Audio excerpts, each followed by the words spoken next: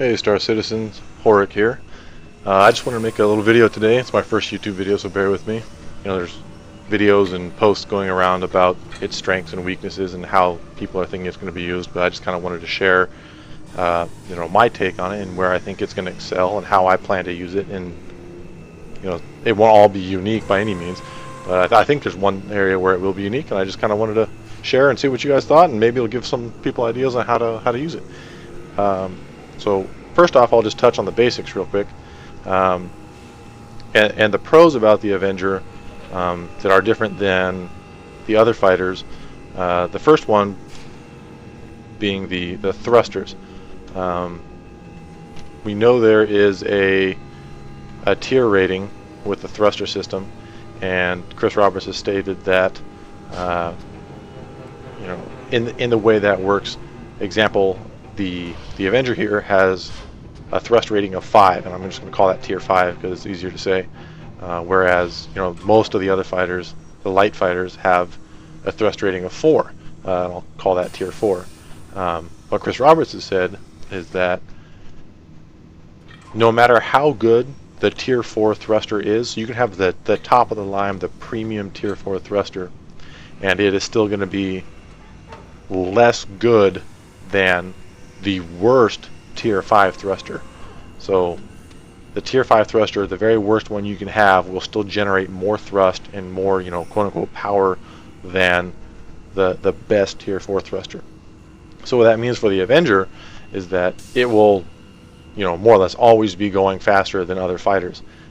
Granted, I'm sure the amount of cargo you're carrying will negate that at some point. If you're stuffed to the gills, you probably won't go faster.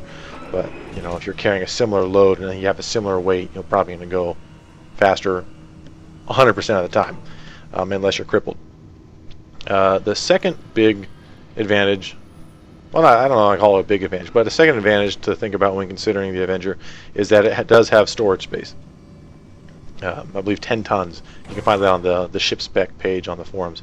But it has 10 tons of storage space, which is a bit more than any of the other fighters, quite a bit more than some.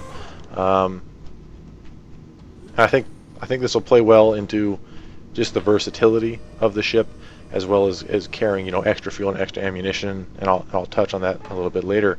But probably the single most or single biggest pro that lends itself to a certain play style, or single most identifying characteristic of the ship in terms of how it's going to play out is these little cryo cells here, or whatever you want to call them. More or less jail cells. They're the brig.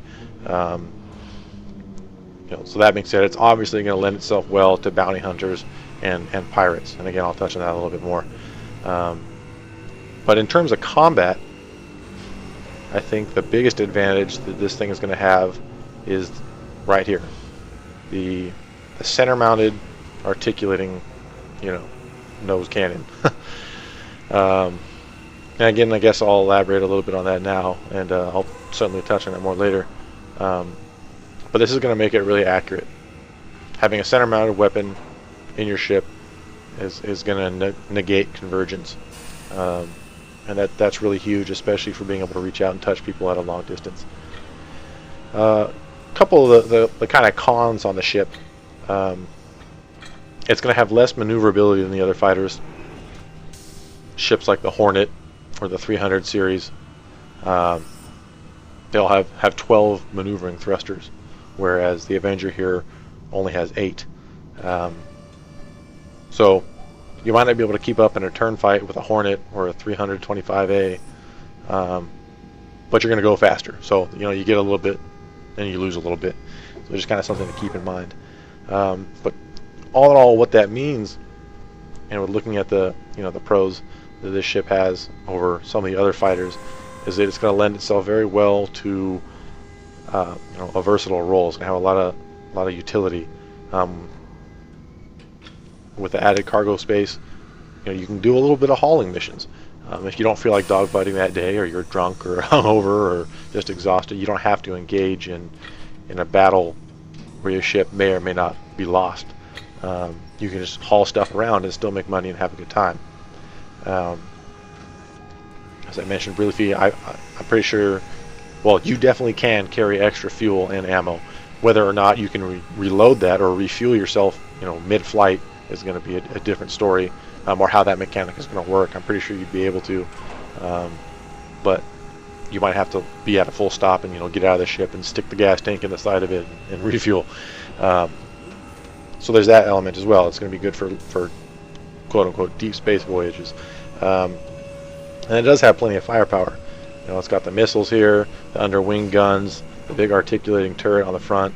It's going to be pretty sweet. It's definitely going to have sufficient firepower to blow other fighters out of the water. It's not as overgunned as the Hornet, but it'll still definitely do the job. But all that together, to me, really points at a pretty versatile craft. You can bounty hunt. You can do escorts and dogfight. If you want to just haul some stuff around and make a little bit of easy money, you can do that.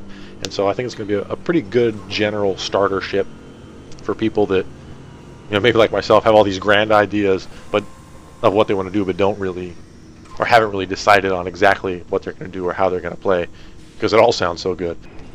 Now, I'm going to move on to kind of, I guess, the uses of this ship, aside to just kind of, well, this is all theory craft because everything's subject to change. But the obvious uses with the hold in the back for people and people trafficking are going to be bounty hunting, and then the counter to that is slaving. As a bounty hunter, find a pirate, shoot him up, he ejects, tractor in the escape pod, stuff him in here, return him to the UEE for the bounty. The flip side of that would be the pirates and slavers. Works very much the same way. A pirate or a group of pirates come across, another fighter or a little cargo ship and blow it up, steal the cargo, and tractor in the escape pods and throw, the crew in the brig there, and take them back to their pirate planet or another planet and sell them into slavery. I'm assuming which will be an equivalent amount of money as if you were returning someone for a bounty. So there's the good and the evil playstyle of that for the obvious things. I guess I'll talk a little bit about the combat style. I believe this I believe this ship will lend itself well to, and kind of why. So the big strategic advantage points of the Avenger, I believe, are one, the speed. Having the tier 5 or thrust rating 5 thrusters is going to be very advantageous, particularly when engaging other fighters. The second huge one is going to be the center-mounted nose cannon, and that has to do with the convergence, which we talked about a little bit, and I might refresh a little bit more too. It's going to have low maneuverability compared to the other fighters, and that's not really necessarily going to be a con, but it's going to definitely be something you have to take into account on how you engage other targets. And then the last thing that's going to kind of dictate its play style is its profile.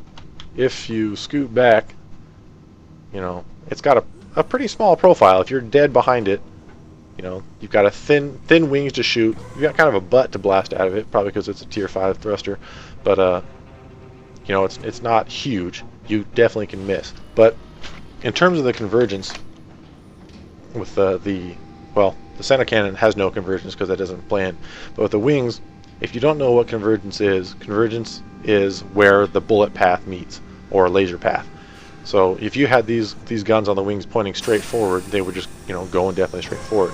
And convergence means that the path of the bullet, these guns are kind of angled in a bit, and they form an X. So the bottom of the X is where the wings are and where the fire stream starts.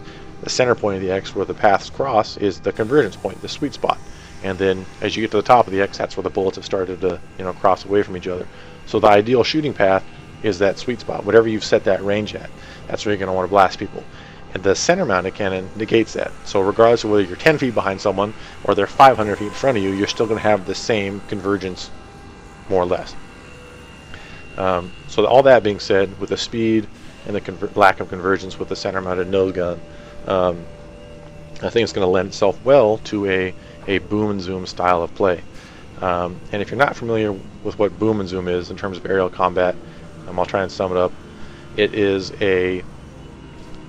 I think particularly prevalent in World War II. I think that's when it really started to be the preferred style of dogfighting. Welcome to correct me if I'm wrong. I'm by no means an aerial combat junkie, but more or less, you're in Earth terms, you would be engaging a target lower in altitude than you, and so you would dive bomb on the thing, and this allowed you to create and gain a lot more airspeed than the target you were attacking.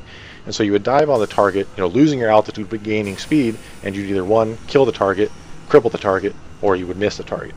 And if you kill it, great, you don't have to worry about crap. If you cripple it, you can just pull off and up, gain altitude again, dropping your speed for exchanging it for altitude, which you can later convert again into energy and speed, and circling around and killing it.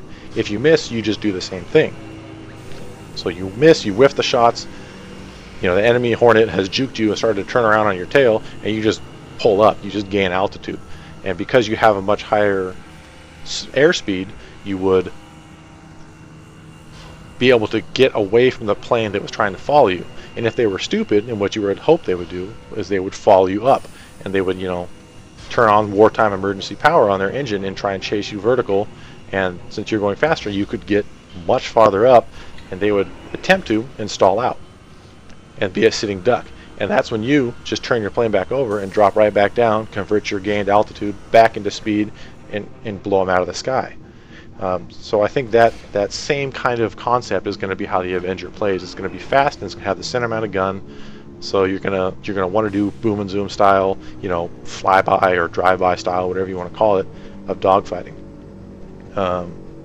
Granted, there's not going to be gravity to take into account for slowing you and the enemy fighter down, but I still think with the added speed from the tier 5 thrusters, it's still going to be a relevant way to engage, and going to provide you with a strategic advantage. So with the kind of boom and zoom playstyle, you also have to consider the weapon types and the weapon loadouts. So in order to consider that, you have to think a little bit about the different type of weapons and what they do. It's been stated that the projectile weapons, like the mass driver, is better at punching through shields, but less effective at punching through metal armor. Whereas the laser weapons are better at punching through metal armor, but they're less effective against shields. And I think that's an important distinction, particularly with the Avenger, because you're going to be booming and zooming somebody. You're going to have a couple of seconds maybe to get shots off and do some serious damage. And you're going to have to punch through those shields because they're going to see you coming on the radar if you're hitting a full burn with your heat signature and your energy signature.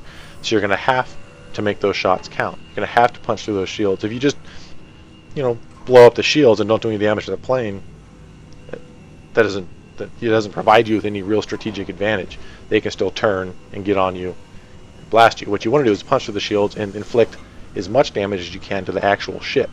And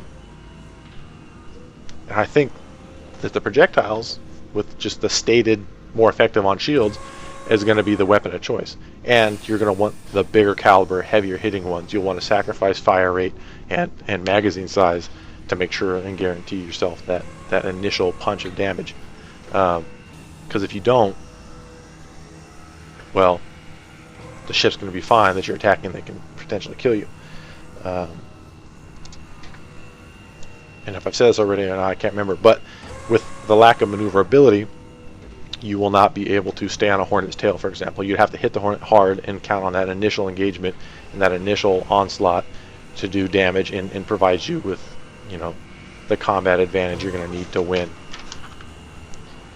And I'll follow up with a second little video here about kind of the unique the unique way I think I want to use the Avenger in terms of kind of an escort and pincher.